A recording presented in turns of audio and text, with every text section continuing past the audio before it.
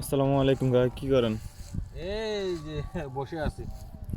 ছাগলটা তো খুবই সুন্দর। খুবই সুন্দর। এখন নোয়াখালীতে তো একটা নোয়াখালী সেনবাগে একটা যে ঘটনা ঘটছে, কইতে পারবেন?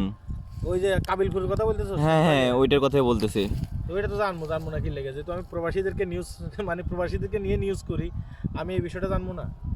বিষয়টা হচ্ছে যে নোয়াখালী সেনবাগে যে কাবিলপুর আছে, কাবিলপুরে প্রবাসী দুইটা সন্তান এমনকি তার স্ত্রীকে ভালো করে রড দিয়ে ফিডে, মানে লোহার যে রড আছে না, রড দিয়ে ফিটা তাদের কাছ থেকে স্বর্ণ অলঙ্কার সব নিয়ে গেছে। কে নিয়ে গেছে জানোস? নিয়ে গেছে যে তোর ওদের সিএনজি ড্রাইভার।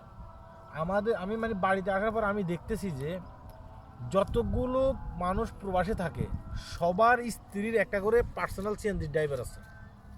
হয়তো সিএনজি ড্রাইভার যারা আছে তারা হয়তো রাগ করবে আমার এই কথাগুলো শুনে, পার্সোনাল একটা করে সিএনজি ড্রাইভার আছে।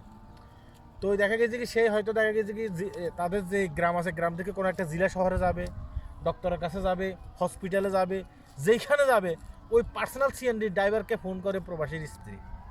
ফোন করার পরে পার্সোনাল সিএনজি ড্রাইভার আসে, আসার পরে এই সিএনজি ড্রাইভারের যে সিএনজি আছে সে সিএনজি করে তারা কিন্তু যায়।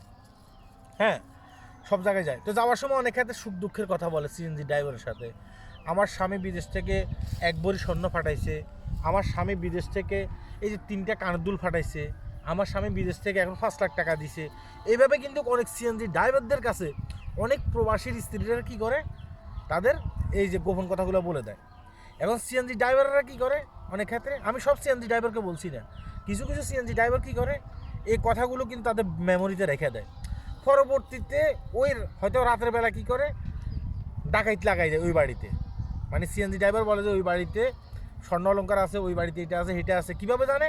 ওই যে প্রবাসীর স্ত্রী সিএনজি করে যাইতে যাইতে সিএনজি ড্রাইভারের কাছে বলছে, ওই সিএনজি ড্রাইভার কী করে ডাকাতদেরকে বলে দেয়। আবার অনেক ক্ষেত্রে কী করে ওই সিএনজি ড্রাইভার নিজে যাইয়া সেখানে ডাকাতি করে। তো ওই নোয়াখালীর সেনবাগ যে কাবিলপুর ঘটনাটা করছে, এখানে কি হয়েছে, তাদের পার্শ্ববর্তী তাদের ভাই লাগে, মানে দুঃসম্পর্কের ভাই লাগে, এই ভাইয়ের সিএনজি করে ও প্রবাসীর স্ত্রীকে করে এদিক যায় সেদিক যায়। কথা কি বুঝতে পারছস না? হ্যাঁ রুবেল, আয় এখানে বয়। তো এখন কি করে এদিক যায় সেদিক যায়। তো যাবার সময় ওই যে প্রবাসীর স্ত্রী বলে দিছে আর কি, বলছে যে দেখা গেছে কি আমাদের আমার স্বামী এইভাবে এইভাবে জিনিসপত্র পাঠাইছে, এদিকে আমার স্বামী এইভাবে এইভাবে জিনিসপত্র পাঠাইছে, এগুলো সিএনজি ড্রাইভারের কাছে বলছে। তো সিএনজি ড্রাইভার রাত্রে আইসা যে লোয়ার রড আছে না, রড নিয়ে আইসা প্রবাসীর স্ত্রীকে ফিটেছে কীভাবে, কারণ ওখানে দেখা গেছে কি ওই মুহূর্তে তাদের পাশের যে গ্রাম আছে, হ্যাঁ তাদের পাশের গ্রামে কিন্তু হচ্ছে, পাশের গ্রামে ওয়াজ হইতেছে আর কি, সবাই ওয়াজে চলে গেছে। এখানে প্রবাসীর 2টা সন্তান আসছিল আর প্রবাসীর স্ত্রী আসছিল ঘরের ভিতরে।